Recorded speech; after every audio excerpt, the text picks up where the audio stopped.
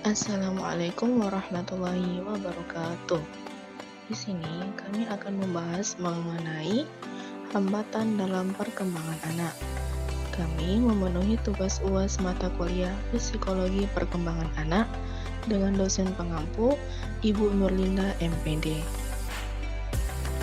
Kami dari kelompok 10 dan dengan saya sendiri Triani Putri Ahnur dengan NIM 2012-354 dan teman saya Rani Astrianti dengan NIM 2012-301-10. Hambatan perkembangan anak. Hambatan dalam perkembangan anak adalah segala bentuk kondisi atau faktor yang menghalangi atau memperlambat pertumbuhan dan kemajuan anak dalam berbagai aspek perkembangan, seperti fisik, kognitif, sosial, dan emosional. Hambatan ini bisa berasal dari faktor internal, seperti masalah kesehatan atau genetik, serta faktor eksternal, seperti lingkungan yang tidak mendukung. Hambatan fisik atau kesehatan dalam perkembangan anak. Masalah penglihatan yang bisa terjadi pada anak adalah sulitnya mengelompokkan benda berdasarkan warna, bentuk, dan ukurannya. Permasalahan yang ditimbulkan dari gangguan penglihatan juga bisa menyebabkan gangguan ingatan.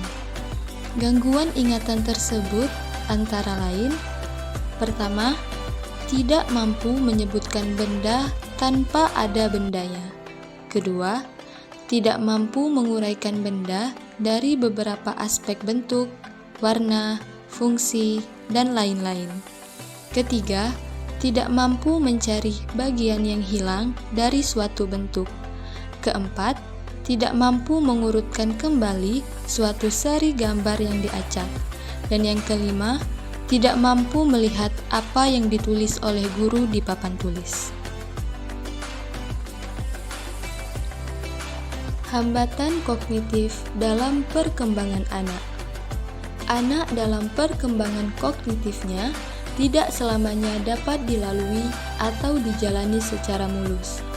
Ada di antaranya yang mengalami hambatan, sehingga mengakibatkan masalah seperti: pertama, slow learner. Anak slow learner mengalami keterlambatan tidak hanya dari segi akademis saja, namun juga mengalami kendala dalam memahami situasi dan kondisi di sekitarnya. Yang kedua, terbelakangan mental, yaitu individu yang memiliki tingkat kecerdasan rendah sangat mencolok ketimbang yang mengalami slow learner, sehingga perlu mendapatkan perhatian yang penuh dari orang tua dan guru sebagai pendidik. Hambatan bahasa dalam perkembangan anak. Bahasa dipelajari melalui pengondisian dari lingkungan dan imitasi atau peniruan dari contoh orang dewasa. Untuk mengatasi atau mencegah keterlambatan bicara pada anak yang dapat mempengaruhi bahasa anak, orang tua dapat melakukan beberapa hal, seperti: pertama, mengajak anak bicara dengan kalimat lengkap. Kedua, memberikan contoh kata-kata baru. Ketiga, mengurangi penggunaan gadget pada anak. Dan yang keempat, membacakan buku dongeng untuk anak. Hambatan intelektual sosial dalam perkembangan anak. Anak dengan hambatan intelektual merupakan anak-anak yang memiliki keterbatasan dalam fungsi intelektual dan perilaku adaptif. Fungsi intelektual berkaitan dengan kemampuan anak dalam belajar, berpikir, dan menyelesaikan permasalahan. Sedangkan masalah perilaku adaptif pada anak dengan hambatan intelektual ini berkaitan dengan kemampuan-kemampuan dalam menyesuaikan keadaan yang terjadi di lingkungan masyarakat dan di lingkungan sekitar, seperti keterampilan sosial dan keterampilan praktis. Selanjutnya, hambatan emosional dalam perkembangan anak. Pola-pola emosi yang diketahui, baik itu emosi positif ataupun emosi negatif, merupakan bagian alami dari kehidupan manusia, termasuk anak-anak. Anak-anak perlu dikenalkan pada berbagai ekspresi emosi, seperti marah dan menangis, agar mereka memahami dan belajar bagaimana mengenali serta mengekspresikannya dengan cara yang tepat. Namun, jika emosi negatif seperti marah atau menangis itu diekspresikan secara berlebihan sehingga menjadi perilaku ekstrim seperti tantrum, maka kondisi ini dapat dianggap sebagai gangguan atau masalah yang perlu mendapatkan perhatian.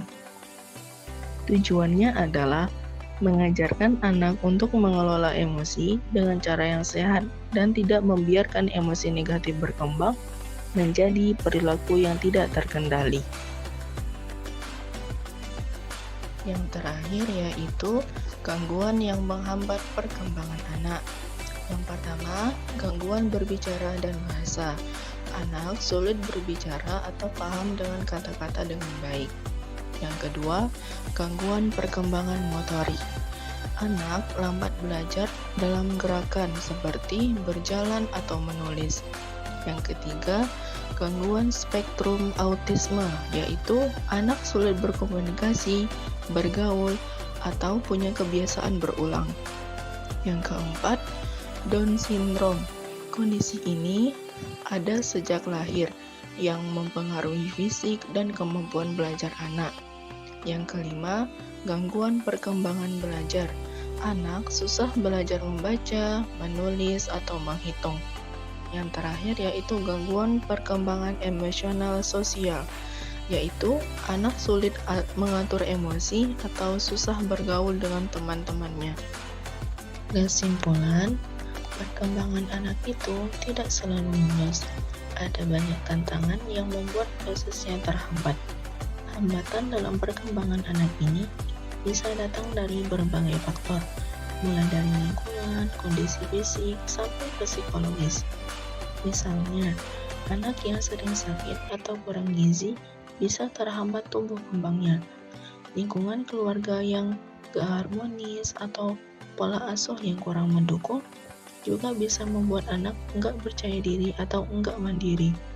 Lingkungan sosial yang kurang mendukung membuat anak susah untuk bersosialisasi, dan tekanan psikologis seperti stres bisa membuat anak cemas atau takut untuk mencoba hal-hal baru.